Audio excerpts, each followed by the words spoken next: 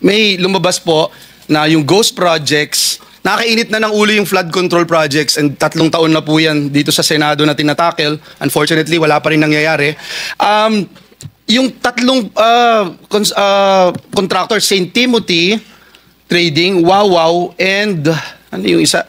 SY Sims Construction Trading. Wala Nandito po yata silang 3. SYMS dito, hindi dumating. And we subpoena them already, Mr. Chairman. Yes. So we will contempt the We'll issue a warrant of arrest. Yes. Thank you, Mr. Chair. Yung St. Timothy, ayan si Madam Roma.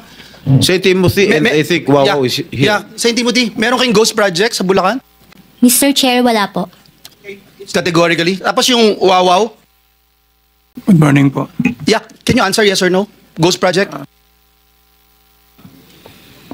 Can you turn on the microphone, please?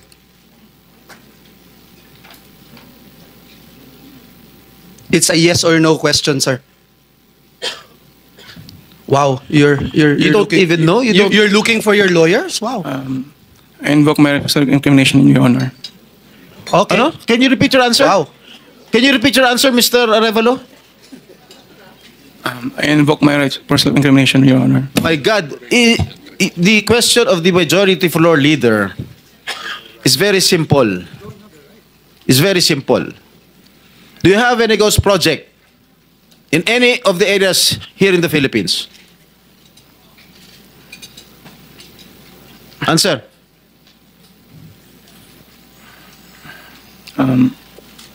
Dahil may mga usapin po na kakasuhan yung mga kontraktor ng DPWH po at parte ng ulat ng Senado na magpagrekomenda ng paghahain ng kaso laban sa resource person, ang payo ng aking mga abogado ay huwag magsalita sa panahon na ito dahil anumang pahayag ko sa pagsisiyasat. Sino utos sa'yo na huwag magsalita?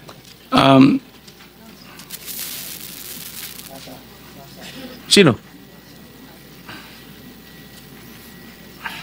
May binabasa ka ba? Ginawa ko po, Your Honor. Ano binabasa mo? Pasensya po kasi kinakabahan po kasi po. It is only answerable by yes or no, Mr. Arevalo. Is there any ghost projects of Wawaw Builders? This is what I discovered, and the former secretary confirmed during the first hearing that there indeed are ghost projects. Bine-verify pa po namin, Your Honor, ang ano kung meron po. Ano ka ba sa Wawaw? Are you the owner? Yes po, Your Honor. You should know. Majority Leader, it's your time, huh? Yes, Mr. Chairman. I'm just disappointed, Mr. Chairman, kasi ang bihira ka, sasagot ka ng ganyan, ghost project. Parang tinatanong ka kung tao ka, hindi mo alam kung tao ka. Kanina, nandito ako kanina, umakyat na ako. Pagbalik ko rito, nakatungo ka pa rin. Sino ba talaga kausap mo dyan? Gusto mo yung mic?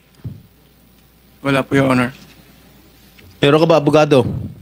Yes po, Your Honor. Ikaw ang may-ari ng Wawaw. Opo, Correct? Your Honor. Ano ba yan? Sole proprietorship, partnership, or corporation? Sold po, Your Honor. Sole, ikaw lang. Magkano paid up capital? Magkano capital mo dyan? Nung una po is 9 million po, 2017. 9 million. 2017 po nag-start po kami. 2017. 17 po. Up to now. Hindi po. Sole proprietor pa rin hanggang ngayon. Apo. Okay. Paano ka naka-garner with 9 million as your capital? Paano ka nakakuha ng malalaking proyekto sa DPWH? Nag-start lang po kami nung 2019 po na may nagka-project po. 2019? Opo. Sino kausap mo? Wala po, Your Honor. Wala po. Wala kang kausap? Wala po. Okay. Involved ka sa ghost project? Your Honor, I invoke my right to self-incrimination, Your Honor. Ano nga? Pakiulit. I invoke my right for self-incrimination, Your Honor. What?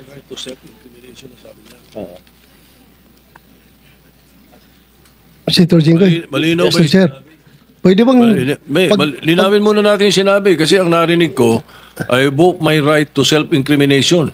Against self-incrimination, Your Honor. Against eh. Plus, Mr. Chair, dapat tumingin ka rin sa nagtatanong mo, Mr. Wow. Ayaw ba tumingin sa amin? Huwag kang kausap mo. Lamesa yung kausap mo eh. Senador yung nagtatanong sa'yo. Harapin mo rin.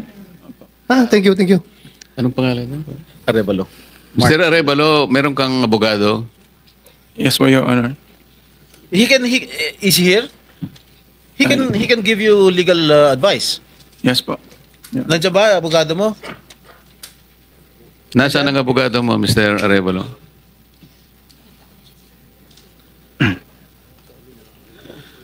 Nasa likod ko po, Your Honor.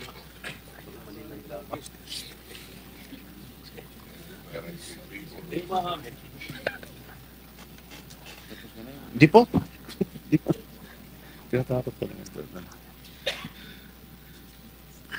Hmm. Oh, answer.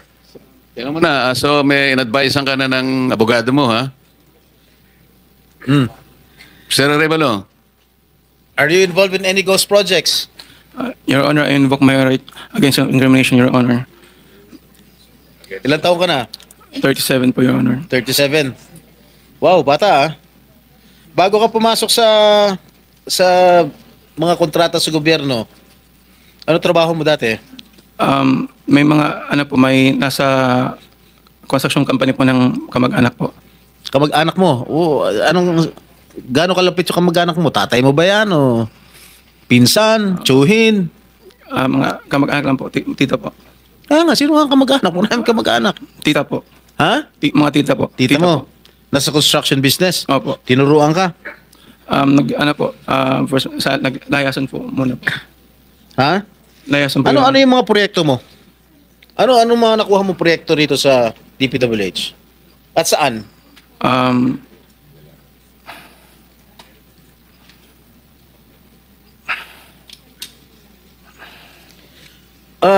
Mr. Arevalo, alam mo, malamig na malamig ulo ko ngayon ha. Pero pag ikaw, tumingin ka ng tingin na sa cellphone mo, hindi ko alam kung ano binabasa mo dyan, humarap ka sa amin. Opo. Yes po, Your Honor. Ikaw may-ari nito, di ba? Yes po, O Your di Honor. dapat alam mo. Ano yung mga proyektong na-awardan sa inyo ng DPWH at saan-saan? Ano po, Your Honor? Hindi ko po na alam po yung exact number po. Gusto mo ako magbigay sa'yo? Kung saan-saan yung mga project mo? Gusto mo ako magsabi sa'yo? Come on. You're wasting our time. It's already 1:45. May session pa kami alas 3. At marami pa magtatanong. that is what I was trying to advise everybody. Kasi po, gagamitin sa session mamaya to 3 o'clock. Kaya nililimit po namin ang sarili namin na magtanong. So, Mr. Chair, Senator kung hindi naman Jinggoy, sumasagot ito hindi sumasagot agad-agad ito, how can you deduct it from my time? Hey, Mr. Arevalo, Yes po, sumagot ka Yes po, agad. Your Honor. Ha? Yes po. Oh, alin-alin yung mga proyekto na na-awardan sa iyo ng DPWH at saan-saan to? Meron po kaming sa QC po. Sa Metro Manila First. Meron din po sa Quezon. Bulacan. Your Honor, I invoke my right against self-incrimination, Your Honor. Anak ng patingo. Tinatanong ko, how can my question incriminate you? Tell me. Tinatanong ko lang saan yung proyekto mo. I invoke my right against self-incrimination? Sorry po, Your Honor. Ha? How can that incriminate you? Tell me. Pinapainit ng ulo namin dito eh. may incriminate siya kasi nga, hindi niya may tuturo ko siya dahil ghost project siguro. Oh, Dahil po may mga usapin na na may mga allegation po na mayroon nga pong anomalya. Kung magsasalita po ako, pwede po magamit laban sa akin. oo nga. Simple lang naman. Wala na ako tinatanong sa'yo kung ano. Tinatanong ko lang, saan itong mga proyektong na-awardan sa'yo ng DPWH. Ang dami mong binanggit na probinsya. Quezon. Ano pa? Ano binanggit niya? QC. Karamihan ito, Bulacan eh. Ba't di mo mabanggit ang Bulacan? Ha? Meron ka pa nga San Juan eh. Hindi mo binabanggit eh. Ha? Metro Manila First po yun, Your Ano? Honor. Sa Metro Manila First po yun, Your Honor. Metro Manila first? Yes po, San Juan po. Oh. Yun po yung pinakuha namin project 2019. Sige. Yung Bulacan, meron ba? Sagot.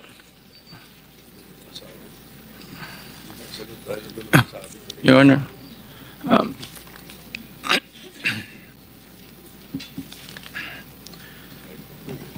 Uminom ka ng tubig. Oh, ilan? Ilan? Di ko pa sigurado, Your Honor. Oh, dito base sa record namin, meron ka 42 projects sa Bulacan. Meron ka 42 projects sa Bulacan. Yung bulk ng na-award na contract sa inyo ng DPWH, ang bulk mo nasa Bulacan. 42. Ha? 2 sa San Juan. 2 yata sa Quezon. Meron sa Ilocos Norte. Meron sa Caloocan. Meron sa Laguna. Yan, Bulacan lahat to. San Juan. Quezon City. Tsaka identical ang presyo, ha? Identical ang mga presyo dito. 77 million, 77 million, 72 million, 72 million. Sino ba? Bakit ganun? Oh, Lahat ba last and ng- final question. Meron ba Meron ng 42 projects above, how Above? much? Yeah, 42 projects sa Bulacan, meron 90 million. Kaya nga above 50? Yes, about 50 million lahat. So, Mr. Arevalo, kung 42 projects ito, 42 plunder cases ito eh. Kanina sinasabi namin sa inyo, kung nakikinig po kayo, makikipag-deal kami sa inyo na po pwedeng hindi na kayo ipoprosecute criminally, magturo na lang kayo. Kasi sa palagay namin, hindi kayo ang most guilty. Kapag nakapagturo po kayo nung mga kasangkot talaga dyan, na talaga sila naman ang talagang talamak na sa paggawa nito, anong malay ninyo? Baka imbes na criminal prosecution, wag na yon. Bayaran nyo na lang ang gobyerno, pero magturo po kayo. Para meron po tayong kapuntahan talaga. Kasi kung ganito na lang tayo ng ganito, ikutan ng kito, mapipilitan po, puro plunder. Harapin po ninyo 42 plunder cases.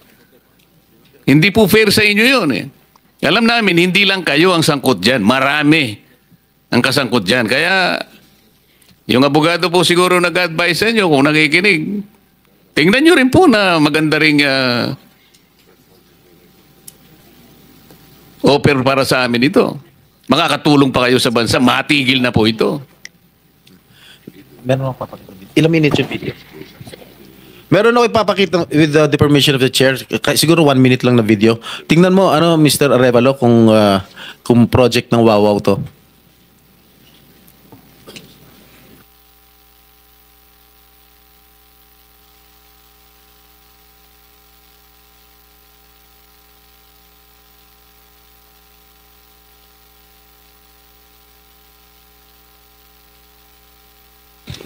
Familiar ka dito? Familiar ka, Mike? Hindi po, Your Honor. Hindi ka nga talaga magiging familiar dahil ghost nga. Tama? Yan, ang nakalagay dyan sa report, completed. Nakakubra ka na. Nabayaran ka na ng gobyerno. Pero, hindi pa completed. Tama ba, Ms. Cabral? Are you aware of this? Ngayon lang ko lang po na nakita yung video, Your Honor. Na hindi kompleto, di ba? Pero bayad sila. Wala po akong nakikita. Sa Hagonoy, Bulacan. So, hindi mo alam, Mr. Arevalo? Ngayon ko lang din po, Ha? ngayon ko lang din po nakita yung video, Your Honor. Oh, talagang hindi mo makikita dahil hindi mo naman alam. Kasi nga ghost. Di ba? Alam mo, nag-iisip na ako kung isa-cite kita yung contempt dito eh. Huwag mo lang ako subukan, please. Okay, babalik ka kita next hearing Miss Sarah? Mr. Chair, with the indulgence of the SP Pro Temp, Yes. interjection. Yes, Okay, please. provided it's very brief. Kasi Yes, very kulang na po brief, tayo Mr. sa Chair. panahon. Opo, very brief lang. Sabi nyo kanina, and salamat po sa SP Pro Temp at Mr. Chair. Salamat, sabi nyo kanina, Mr. Arevalo, na meron din kayong mga proyekto, ang Wawaw, sa Quezon City sa pamamagitan ng Metro Manila First. Kasama po ba yon sa dalawa lang sa 254 flood control projects sa Quezon City na may koordinasyon sa LGU ayon kay Mayor Joy Belmonte? Yes po, Your Honor. Ayun yun.